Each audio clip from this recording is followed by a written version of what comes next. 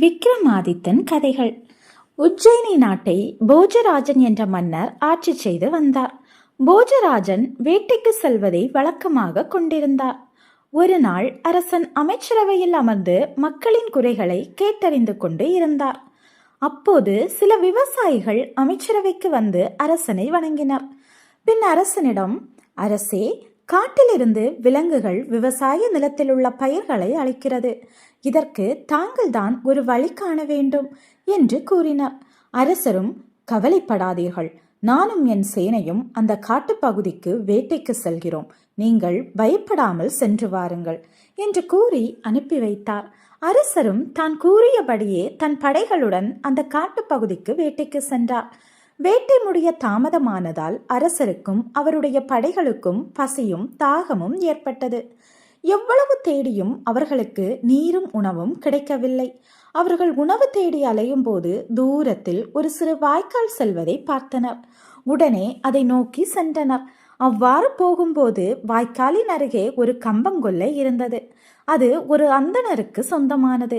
கம்பங்கொல்லையில் அறுவடைக்கு தயாராக கதிர்கள் இருந்தன.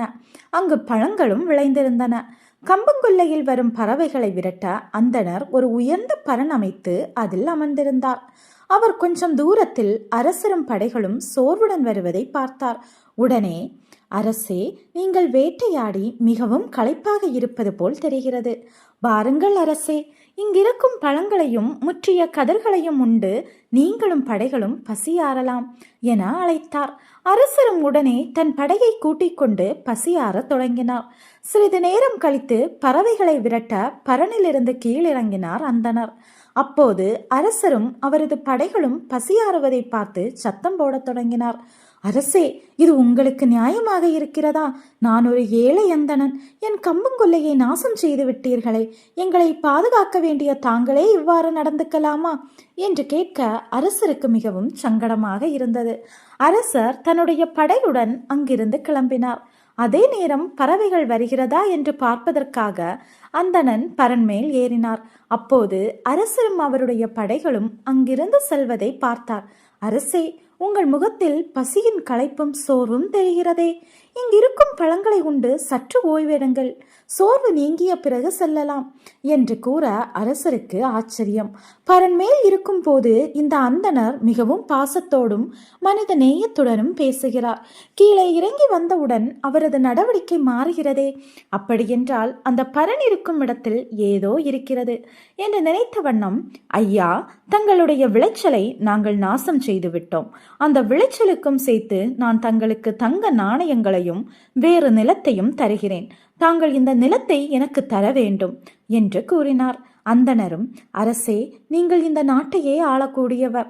உங்கள் சொல்படியே இந்த நிலத்தை எடுத்துக்கொள்ளுங்கள் என்று கூறினார். அரசரும் அந்தணருக்கு பரிசுகளையும் வேறு நிலத்தையும் வழங்கினார். பின் தன்னுடைய வீரர்களை அந்த பரன் அமைந்திருக்கும் நிலத்திற்கடியில் தோண்டச் சொன்னார். வீரர்களும் அவ்வாறே செய்தனர். அங்கு ஒரு சிம்மாசனம் இருப்பதை வீரர்கள் அரசரிடம் தெரிவித்தனர். அரசரும் அமைச்சரும் அங்கு வந்தனர். பொன்னால் செய்யப்பட்டு நவரத்தினங்களால் ஆன சிம்மாசனம் அங்கு இருந்தது. 32 பதுமைகளுடன் 32 படிக்கட்டுகளுக்கு மேல் இருந்த சிம்மாசனத்தை பார்த்து அரசர் போஜராஜன் வியப்பில் ஆழ்ந்தார். அந்த ஆசனத்தில் அமர்ந்து நல்லாட்சி செய்ய விரும்பினார். ஆனால் அவர்களால் சிம்மாசனத்தை அந்த இடத்தை விட்டு நகர்த்தவே இயலவில்லை. பின் அமைச்சரின் ஆலோசனையின்படி பூஜை முறைப்படி செய்து சிம்மாசனத்தை அங்கிருந்து அரண்மனைக்கு கொண்டு சென்றார்கள். ஒரு சுபமுகூர்த்த தினத்தில் அந்த ஆசனத்தில் அமர்ந்து அரசாட்சி செய்ய முதல் படிக்கட்டில் கால் வைக்க சென்ற நேரம் அங்கிருந்த பதுமைகள் சிரிக்கத் தொடங்கின. பதுமைகள் சிரிக்கத் தொடங்கியதும் அங்கிருந்தவர்கள் வியப்புடன் பார்த்தனர். அப்போது அந்த பதுமைகள் பேசத் தொடங்கின.